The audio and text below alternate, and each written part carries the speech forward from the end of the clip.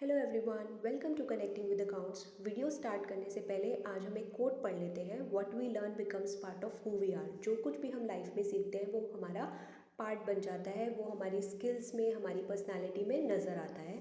तो इसलिए हमें हमेशा लाइफ में कुछ ना कुछ नया सीखते रहना चाहिए। आइए वीडियो स्टार्ट करते हैं। आज इस वीडियो में हम डेट और इक्विटी में क्या डिफरेंस है उसके बारे में पढ़ेंगे। So let's start.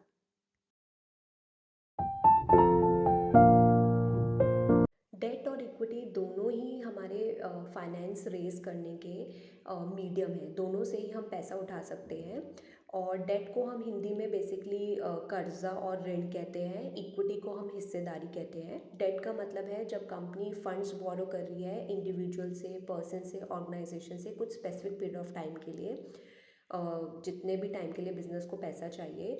और इक्विटी का मतलब है जब कंपनी फंड्स रेज कर रही है बट बदले में जो भी पैसा इन्वेस्ट कर रहा है उसको अपने ओनरशिप राइट्स दे रही है, अपने कंपनी के शेयर्स दे रही है, स्टॉक दे रही है, तो उसे हम इक्विटी कहते हैं। जो डेट होल्डर होता है वो कंपनी के लिए क्रेडिटर है। जिसके पास कंपनी का डेट है वो कंपनी के लिए क्रेडिटर है, क्योंकि कंपनी को उसे पैसा रिटर्न करना है।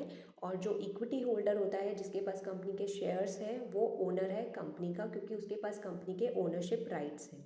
डेट बिजनेस के लिए लाइबिलिटी है और बिजनेस को उसे after a certain period return करना है।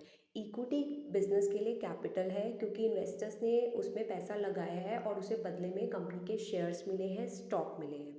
डेट जो है वो शॉर्ट टर्म लोन भी हो सकता है, लॉन्ग टर्म लोन भी हो सकता है बिजनेस के लिए, छोटे टाइम पीरियड के लिए भी हो सकता है, ज़्यादा टाइम पीरियड के लिए भी हो सकता है। इक्विटी जनरली एक लॉन्ग टर्म फंड होता है बिजनेस के लिए। जो भी इक्विटी होल्डर्स होते हैं वो लॉन्ग पीरियड के लिए इन्वेस्ट करते हैं बिजनेस में। डेट के अंदर रिस्क थोड़ा कम होता है, क्योंकि वो कंपनी के एसेट्स के अगेंस्ट सिक्योर है। बट यहाँ पे रिटर्न्स भी कम है इक्विटी के कंपैरिजन में। मतलब अगर सपोज़ कंपनी डेट होल्डर का पैसा नहीं रिटर्न कर पा रही है तो वो कंपनी के एसेट्स को सेल करके अपना पैसा वापस ले सकते हैं। बट इक्विटी के अंदर रिस्क ज़्यादा है, क्योंकि ये किसी एसेट्स के अगेंस्ट सिक्योर नहीं है, बट यहाँ पे रिटर्न्स भी ज़्यादा है। अगर कंपनी लॉस में जाती है तो हो सकता है इक्विटी होल्डर्स का पैसा डूब भी सकता है, अगर कंपनी इक्विटी होल्डर्स का पैसा रिटर्न नहीं कर पाती है। A debt holder does not have right to attend and vote in general meetings of the company. जो डेट होल्डर होता है उसके पास कंपनी के जनरल मीटिंग्स के अंदर पार्टिसिपेट करने का कोई राइट नहीं होता, ना वो वोट कर सकता। इक्विटी होल्डर के पास राइट होता है कि वो जनरल मीटिंग्स अटेंड भी कर सकता है, वोट भी कर सकता है। कंपनी को डेट पे इंटरेस्ट देना पड़ता है प्रिंसिपल अमाउंट के साथ, और इक्विटी पे कंपनी को या तो डिविडेंड्स देने पड़ते हैं या प्रॉफिट्स देना पड़ता है, जो भी इन्वेस्टर का शेयर है उसके अकॉर्डिंग इक्विटी पे। एग्जाम्पल है डेट का टर्म लोन्स, डिबेंचर्स, बॉन्ड्स।